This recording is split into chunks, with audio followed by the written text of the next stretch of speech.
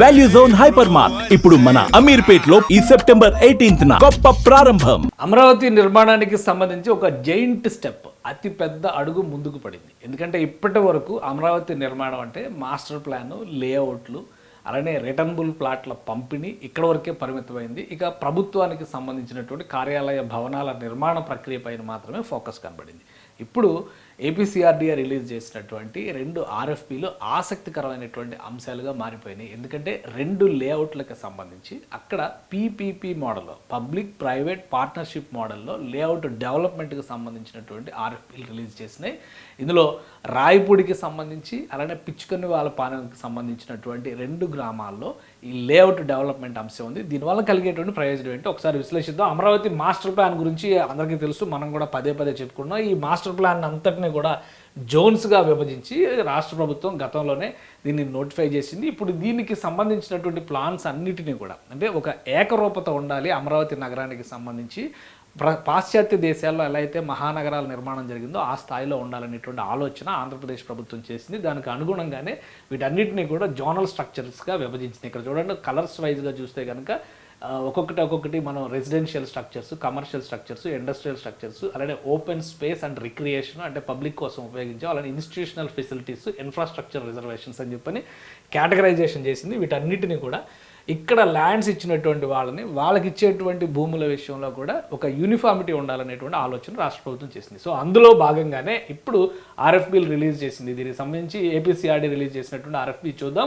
ఆర్ఎఫ్బీ for engagement of developers for development of the 30.34 acres 30.34 ఎకరాల layout development land parcel located in Rayapudi village. Rayapudi village అనేది మనకు తెలుసు, iconic బ్రిడ్జికి సంబంధించి కూడా రాయపూడి గ్రామంలోనే ప్రారంభం అవుతుందన్న విషయం మనకు క్లియర్గా తెలుసు. కాబట్టి ఆ పరిసర ప్రాంతాల్లో డెవలప్మెంట్ పైన ఫోకస్ పెట్టింది త్రూ పీపీపీ మోడల్ అనమాట, పబ్లిక్ ప్రైవేట్ పార్ట్నర్షిప్ మోడల్లో ఇది కాల్ఫర్ చేసింది ఏపీసీఆర్డీఏ. దీనిలో ఇంట్రెస్ట్ ఉన్నటువంటి పార్టీస్ అన్ని కూడా పార్టిసిపేట్ చేయొచ్చు. ఇందులో ఏమేమి కీలక అంశాలు ఉన్నాయి, ఎందుకంటే మొత్తం అంతా కూడా ఇది ఫైనాన్షియల్ అంశాలకు సంబంధించింది. పీపీపీ మోడల్ అంటే ప్రైవేట్ భాగస్వామి అక్కడ ఇన్వెస్ట్మెంట్ చేసి ఆ ప్రాంతం మొత్తాన్ని కూడా as per the layout design master plan ప్రకారం డెవలప్ చేయాల్సి ఉంటుంది. కాబట్టి ఆ ఇన్వెస్ట్మెంట్ చేసినందుకు వాళ్ళకి వచ్చేటువంటి రిటర్న్స్ ఏంటి, వాటి అన్నిటికి సంబంధించినటువంటి డీటెయిల్ అంశాలన్నీ కూడా ఇందులో పొందుపరిచారు.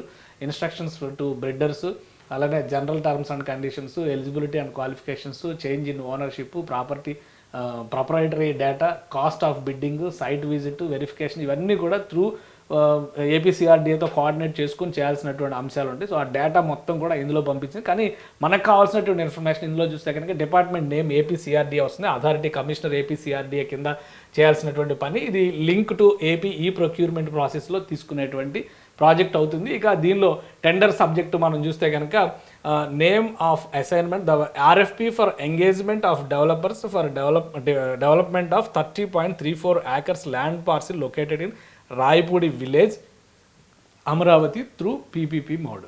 సో అది సైట్ నేము, లొకేషన్, ఇవన్నీ కూడా స్పెసిఫికేషన్స్ ఇచ్చారు. వాళ్ళకి డెవలపర్స్కి ఉపయోగపడేటువంటి అంశాలు. ఇక ఎలిజిబిలిటీ క్లాసెస్ కూడా ఇందులో పెట్టారు. ఆ ఎలిజిబిలిటీ ఉన్న వాళ్ళందరూ కూడా పార్టిసిపేట్ చేసేటువంటి అవకాశం ఉంటుంది. ఆన్లైన్ టెండరింగ్ ఉంటుంది. ఇక డ్యూరేషన్ ఆఫ్ ద అగ్రిమెంట్ వచ్చేసి 10 years అగ్రిమెంట్ ఇస్తారు, అంటే including the construction period from the appointed date దగ్గర నుంచి కూడా. అంటే కన్స్ట్రక్షన్ పీరియడ్ వచ్చేసి 3 years అవుతుంది. అంటే ఈ రోజు అపాయింటెడ్ డే కింద కనుక డిసైడ్ చేస్తే 3 ఏళ్ల వరకు నిర్మాణానికి ఉంటుంది. ఆ 3 ఏళ్ళు కాకుండా మరొక 7 ఏళ్ల పాటు వాళ్ళకి దీని నుంచి వచ్చేటువంటి రిటర్న్స్ అవన్నీ కూడా క్లెయిమ్ చేయడానికి అవకాశం ఉంటుంది. Defect liability period 5 years from the date of receipt of final completion of the certificate. అంటే ఫైనల్గా కంప్లీట్ చేసినాక ఆక్యుపెన్సీ సర్టిఫికేట్ ఇస్తారు కదా, అపార్ట్మెంట్లు కట్టి మనం కనుక డబ్బులు కట్టి కొనుక్కుంటే దానిలోకి వెళ్తానికి నివాస సర్టిఫికేట్ ఎలా ఇస్తారు, అలాగా కంప్లీషన్ సర్టిఫికేట్ ఒకటి ఏపీసీఆర్డీఏ ఎస్టిమేటెడ్ ప్రాజెక్ట్ కాస్ట్ అనేది డిస్కషన్స్ ద్వారా డిసైడ్ చేస్తారు. సో ఆ డిస్కషన్స్కి సంబంధించి కూడా bid validity 180 days from the date of bid submission, అలానే 50,000 rupees కట్టాల్సి ఉంటుంది. ఇక ప్రొసీజర్ అంతా కూడా మామూలు బిడ్స్ ఎట్లా ఉంటాయి వాటికి తగ్గట్టుగానే ఇదంతా కూడా వాళ్ళకి సంబంధించినటువంటి మ్యాటర్ అవుతుంది. కాబట్టి దీన్ని ఎవరైనా కానీ కంటెస్ట్ చేసేయచ్చు. కాంటాక్ట్ పర్సన్స్ డీటెయిల్స్ కూడా ఇక్కడ ఇచ్చారు. కాబట్టి మొత్తం వీళ్ళు తీసుకునేటువంటి ప్రాసెస్లో ఈ 30 acres ల్యాండ్ పార్సిల్ ఎక్కడ ఉంది దానికి సంబంధించినటువంటి డీటెయిల్స్ కూడా ఇందులో పొందుపరిచారు. డిస్క్లైమర్స్ అన్నీ క్లాజెస్ అన్నీ కూడా ఈ మ్యాటర్లోనే పొందుపరిచారు. సో ఒకసారి మనం లొకేషన్ వైజ్గా చూద్దాం. ఇక్కడ మనకి రాయపూడి విలేజ్కి సంబంధించినటువంటి 30.34 acres లొకేషన్ ఒకసారి మనం ఇక్కడ చూస్తే కనుక రైట్ ఇక్కడ ఒక డిస్క్రిప్షన్ ఇచ్చారు. ఇందులో బ్యాక్గ్రౌండ్ స్టోరీ ఏంటనేది, అంటే కొత్తగా కంటెస్ట్ చేసేవాళ్ళు ఎవరైనా విదేశీ కంపెనీలు కూడా పార్టిసిపేట్ చేయొచ్చు కాబట్టి ఎలిజిబిలిటీస్ని బట్టి Amaravati master plan is organized 9 specialized theme cities అని చెప్పారు. ఈ 9 థీమ్ సిటీస్లో భాగంగా ఇది డెవలప్ చేస్తున్నారు. High per capita the theme city designated function supported by the high capacity urban infrastructure, 30% green blue networking, అలానే క్లైమేట్ రెసిలియంట్ ఫీచర్స్ ఇవన్నీ కూడా పెట్టారు. ఇక మ్యాప్ పరంగా చూస్తే కనుక ఇది గవర్నమెంట్ సిటీకి ఆనుకుని ఉన్నటువంటి ల్యాండ్ పార్సిల్ అవుతుంది. ఇది టోటల్ మ్యాప్ మనం ఇప్పుడు చూసాం కదా, ఇంత పెద్ద మ్యాప్లో ఈ జోన్ ఈ ఏరియాలో రాయపూడి, ఇది మొత్తం రాయపూడి కిందకు వచ్చేటువంటి ప్రాంతము. ఈ ప్రాంతం అంతా కూడా ఇగో రాయపూడి అనే పేరు ఉంది, విలేజ్ ఇక్కడ ఉంది. ఈ ఊరంతా కూడా రాయపూడిలోకి వచ్చేది. ఇక్కడ ఐకానిక్ బ్రిడ్జ్ నిర్మాణం ఇక్కడ జరుగుతుంది. సో ఇప్పుడు కేటాయించినటువంటి ల్యాండ్ పార్సిల్ ఇక్కడ వస్తుంది, అంటే రాయపూడి లింగాయపాలెంకి మధ్యలో ఉన్నటువంటి ప్రాంతంలో వస్తుంది అని చెప్పని మనం అర్థం చేసుకోవచ్చు. ఇది లొకేషన్ వైజ్గా చూస్తే కనుక ఎగ్జాక్ట్గా ఆ ప్లేస్ని 30 ఎకరాల ల్యాండ్ బిట్ని ఇక్కడ నోటిఫై చేశారు, ఈ 30 ఎకరాల సైట్ని. దీన్ని as per the requirements so next లెవెల్లో వీళ్ళు ఒక డిస్కషన్ ఉంటుంది ఆఫీసర్స్తో డిస్కషన్ జరిగిన దాన్ని బట్టి వాళ్ళు ఇచ్చేటువంటి ప్రపోజల్స్కి అనుగుణంగా ఈ డెవలప్మెంట్ ప్రాసెస్ అంతా కూడా చేయాల్సి ఉంటుంది. ఇది ఎగ్జాక్ట్ లేఅవుట్ గవర్నమెంట్ సిటీ, అంటే గవర్నమెంట్ సిటీలో ఇక్కడ వచ్చేవన్నీ కూడా HOD towers, high rise buildings ఇవన్నీ వస్తాయి. అలానే అసెంబ్లీ, ఆ చివరికి వచ్చేది ఇక్కడికి వచ్చేసరికి హైకోర్టు ఇవన్నీ వస్తాయి అన్నమాట. సో ఆ సమీపంలో ఉండేటువంటి లేఅవుటే ఫస్ట్ టాప్ ప్రయారిటీలో దీన్ని డెవలప్మెంట్ చేయాలని చెప్పని భావిస్తున్నారు. ఆల్రెడీ ఈ రోడ్స్కి సంబంధించి కూడా ఒక డిజైన్, ఇది సీడ్ యాక్సిస్ రోడ్డుని ఆనుకుని ఉన్నటువంటి ప్రదేశం. ఈ పెద్ద మ్యాప్లో చూస్తే ఇంకా క్లియర్ కనిపిస్తుంది. సీడ్ యాక్సిస్ రోడ్ అంటే ఇది మనకి కనిపిస్తుంది. ఇక్కడ దొండపాడు నుంచి మొదలయ్యి ఇక్కడ ఉండవల్లి దగ్గరకు వచ్చేటువంటి మార్గం అనమాట. ఇది నేషనల్ హైవే కనెక్ట్ అయ్యేటువంటి మార్గం. దీన్ని సీడ్ యాక్సిస్ రోడ్ అంటారు. ఇక్కడ ఈ కరెక్ట్గా ఈ ప్లేస్ ఇలా టర్న్ అవుతుంది కదా, ఈ టర్నింగ్ పాయింట్లో ఈ ప్లేస్ని 30 acres బిట్ కింద డెవలప్ చేయాలని చెప్పని డిసైడ్ చేశారు వీళ్ళు. సో ఆ బిట్టే ఇది అవుతుంది అనమాట. సో దీనిపైన పెద్ద ఫోకస్ పెట్టింది రాష్ట్ర ప్రభుత్వం, ఎందుకంటే ఇన్ఫ్రాస్ట్రక్చర్ డెవలప్మెంట్లో ప్రైవేట్ భాగస్వామ్యం ఇవ్వలేదని ఇప్పటివరకు అందరూ అన్నారు.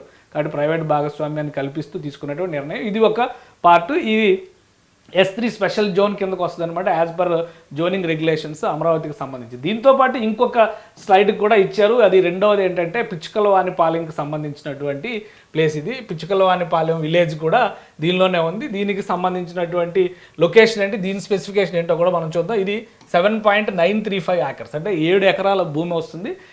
ఇంకొక స్పెషాలిటీ అంటే ఈ పిచ్చుకలవానిపాలెం గ్రామం వచ్చేది స్పోర్ట్స్ సిటీ, అంటే 9 థీమ్ సిటీస్ని డిజిగ్నేట్ చేశారు కదా, అందులో క్రీడానగరంలో వస్తుంది ఈ ప్లేస్. క్రీడానగరంలో ఇన్ఫ్రాస్ట్రక్చర్ డెవలప్మెంట్ పైన కూడా ఫోకస్ చేసింది. అంటే ఆల్రెడీ మాస్టర్ ప్లాన్ ప్రకారం ఉన్నటువంటి క్రీడానగరంతో పాటు అదనంగా 2500 ఎకరాల భూమిని సమీకరించి అక్కడ పెద్ద స్టేడియం, క్రికెట్ స్టేడియము, మరికొన్ని క్రీడా సదుపాయాలను కల్పించాలని రాష్ట్ర ప్రభుత్వం భావిస్తుంది. కాబట్టి ఇక్కడున్న క్రీడా సిటీలో ఏం చేయబోతున్నారు అనేటువంటి ఒక డౌట్ ఉంది. కాబట్టి అక్కడ ఇన్ఫ్రాస్ట్రక్చర్ మొదలు పెడుతుందంటే ఇది కొంచెం ఆసక్తి రేకెత్తించేటువంటి అంశంగానే మనం చూడాల్సి ఉంటుంది. సో దీనికి సంబంధించి కూడా రిలీజ్ చేశారు. సో టర్మ్స్ అండ్ కండిషన్స్ ఇవన్నీ కూడా యాజ్ యూజువల్ సేమ్ ఉంటాయి ఆల్మోస్ట్గా, కాకపోతే ఈ స్పెసిఫికేషన్స్ ఒకసారి మనం చూడాల్సి ఉంటుంది. సేమ్ కమిషనర్ ఇచ్చినటువంటి engagement of developers for development of 7.935 acres land parcel located in Pichukalavanipalem. So same place. అలానే దీన్ని డిజిగ్నేటెడ్ దీనిలో చూస్తే కనుక మనం ఈ లొకేషన్ వైజ్గా కూడా same bits, same terms and conditions అన్నీ కూడా అవే అప్లై అవుతుంది. ఇది మాత్రం స్పోర్ట్స్ సిటీలో భాగంగా స్పెషల్ జోన్ కిందకు వచ్చినప్పుడు కూడా ఇది స్పోర్ట్స్ సిటీలో భాగంగా వచ్చేటువంటి ఏరియా అవుతుంది. సో ఇది ఎక్కడ వస్తుంది, లొకేషన్ పరంగా ఇది ఎక్కడ వస్తుంది అది కూడా మ్యాప్లో సూచించారు. దీనికి అనుగుణంగా ఇక్కడ డెవలప్మెంట్, ఇది చిన్న సైజు పెద్ద సైజు రెండు కూడా మనం పరిశీలన చూస్తే ఒకటేమో 30 ఎకరాల ల్యాండ్ బిట్ అవుతుంది, ఇంకోటి కేవలం 7 ఎకరాల ల్యాండ్ బిట్ అవుతుంది. కాబట్టి దీని డెవలప్మెంట్ ఎలా ఉండాలి అనేది ఇక్కడ మీరు అడ్రస్ చూస్తే కనుక లొకేషన్ క్లియర్గా ఉంది. GPS కోఆర్డినేట్స్ నంబర్స్ ఇచ్చారు. పిచ్చుకలవానిపాలెం విలేజ్ స్పోర్ట్స్ సిటీలో వస్తుంది, అమరావతి స్పోర్ట్స్ సిటీలో ఇది వస్తుందన్నమాట. సో అందుకని చెప్పని దీనికి సంబంధించి మరింత జాగ్రత్తగా దీన్ని ప్లాన్ చేసేటువంటి అవకాశం ఉంటుంది. స్పోర్ట్స్ సిటీకి ఉండేటువంటి స్పెషాలిటీస్ని దృష్టిలో పెట్టుకొని ఈ 9 సిటీస్లో ఉన్నటువంటి అంశాలన్నీ ఇందులో. సో ఇక్కడ మనం ఒకసారి చూస్తే కనుక ఇది ఆల్మోస్ట్ ఎండ్ పాయింట్ కింద కనిపిస్తుంది పిచ్చుకలవానిపాలెం గ్రామం. ఇక్కడ ల్యాండ్ ఎక్విజిషన్ మీరు ఒకసారి ఇది గమనించి చూస్తే, ఇక్కడ మ్యాప్ని కనుక గమనించి చూస్తే ఈ బిట్, ఈ ఏరియా, ఈ ఏరియాని స్పోర్ట్స్ సిటీగా, ఇదంతా కూడా ఈ ఏరియా మొత్తాన్ని కూడా స్పోర్ట్స్ సిటీగా డిజిగ్నేట్ చేశారు. ఇంకా చెప్పాలంటే క్లియర్గా ఈ ఏరియా మొత్తాన్ని ఇట్లాగా స్పోర్ట్స్ సిటీ కింద డిజిగ్నేట్ చేశారు. ఆల్మోస్ట్ ఇక్కడ ఒక 4000 ఎకరాల వరకు ల్యాండ్ని స్పోర్ట్స్ సిటీ కోసం ఉంచారని చెప్తున్నారు. సో పిచ్చుకల వారిని పాలెం అనేటువంటి ఏరియా ఇక్కడ వస్తుంది, దొండపాటికి ఇటు సైడ్కి వస్తుంది అనమాట. సో ఈ ప్లేస్ పైన ఇప్పుడు గవర్నమెంట్ ఇచ్చినటువంటి ఆర్ఎఫ్పి రిక్వెస్ట్లో ఇది చాలా క్లియర్గా పెట్టారు. ఇది 7.93 ఎకరాలు వచ్చేటువంటి భూమి. సో ఎగ్జాక్ట్గా లొకేషన్స్ని చూస్తే ఇది కూడా seed axis road opening point, beginning point దగ్గర వచ్చేటువంటి ఏరియా అనమాట. సో దీన్ని డెవలప్ చేయాలనేటువంటి ప్రతిపాదనని చేస్తూ రాష్ట్ర ప్రభుత్వం ఇది ఇచ్చింది. ఈ designations as per the zoning plan ఇవన్నీ కూడా రూల్స్ అన్నీ కూడా సేమ్ ఉన్నాయి రెండింటికి కూడా. ఇక బిడ్డింగ్ డాక్యుమెంట్స్ ఇవన్నీ సబ్మిట్ చేసి ఇంట్రెస్టెడ్ పార్టీస్ ఉంటే కనుక వాళ్ళకి ఏమన్నా క్లారిఫికేషన్స్ కావాలన్నా, అనుమానాలు నివృత్తి కావాలన్నా కానీ డైరెక్ట్ మీటింగ్స్ కానీ జూమ్ కాల్ మీటింగ్స్ ద్వారా కానీ అటెండ్ అయ్యి సిఆర్డీఏ అధికారులు క్లారిటీ ఇస్తారు. సో ఫైనల్ టెండరింగ్ ప్రాసెస్ అయిన తర్వాత ప్రైవేట్ పార్ట్నర్ని ఎంపిక చేసిన తర్వాత ల్యాండ్ హ్యాండ్ ఓవర్ చేస్తారు. వాళ్ళకి ఇచ్చినటువంటి డెవలప్మెంట్ పీరియడ్ 3 years, 3 ఏళ్లలో ఈ ప్రాజెక్ట్ మొత్తాన్ని కూడా డెవలప్ చేయాల్సి ఉంటుంది. ఇదే తరహాలో ఈ ప్రాంతంలో అంటే అమరావతిలో పెట్టినటువంటి జోనల్ సిస్టంలో ప్రైవేటు భాగస్వాములతో ఎక్కడెక్కడ డెవలప్మెంట్కి అవకాశం ఉంటుందో అక్కడ అవకాశం కల్పించాలని చెప్పని రాష్ట్ర ప్రభుత్వం డిసైడ్ అయింది. అమరావతి వేగంగా అభివృద్ధి చెందాలంటే ఒకవైపు నుంచి వరల్డ్ బ్యాంక్ నిధులు, ఏషియన్ డెవలప్మెంట్ బ్యాంక్ నిధులు, కేంద్ర ప్రభుత్వం ఇచ్చేటువంటి నిధులు, వాటితో పాటు రాష్ట్ర ప్రభుత్వం వెచ్చించేటువంటి నిధులు, మౌలిక సదుపాయాల కల్పన అనేది ఖచ్చితంగా రాష్ట్ర ప్రభుత్వ బాధ్యతగా ఉంటుంది. కాబట్టి ఏపీసీఆర్డీఏ, అమరావతి డెవలప్మెంట్ కార్పొరేషన్ సమిష్టిగా ఈ పని చేయాల్సి ఉంటుంది. వాటితో పాటు ప్రైవేటు భాగస్వాముల్ని తీసుకురావడం ద్వారా అక్కడ ఇన్ఫ్రాస్ట్రక్చర్ డెవలప్మెంట్ పైన కూడా రాష్ట్ర ప్రభుత్వం ఫోకస్ పెట్టింది. సో ఇప్పుడు స్థలాలు కేటాయించినటువంటి సంస్థలు, 5 star హోటల్స్, బ్యాంకులు, వివిధ విద్యారంగానికి చెందినటువంటి సంస్థలు ఇవన్నీ కూడా పనులు ప్రారంభించి అక్కడ యాక్టివిటీ మొదలుపెట్టాయి. అదే తరహాలో ప్రైవేటు భాగస్వాములకి డెవలప్మెంట్ బాధ్యతలను అప్పగించడం ద్వారా ఇన్ఫ్రాస్ట్రక్చర్ డెవలప్మెంట్లో చాలా వేగం పెరుగుతుందని చెప్పి రాష్ట్ర ప్రభుత్వం భావిస్తుంది. సో ఫస్ట్ ఫేజ్ కింద ఈ 2 RFPలు రిలీజ్ చేసినట్టుగా భావించవచ్చు. ఇంకా మరికొన్ని వచ్చేటువంటి అవకాశాలు అయితే కనిపిస్తున్నాయి. సుమన్ టీవీలో మీ పర్సనల్ అండ్ బిజినెస్ ప్రమోషన్స్ కోసం కింది నెంబర్కి కాంటాక్ట్ చేయండి.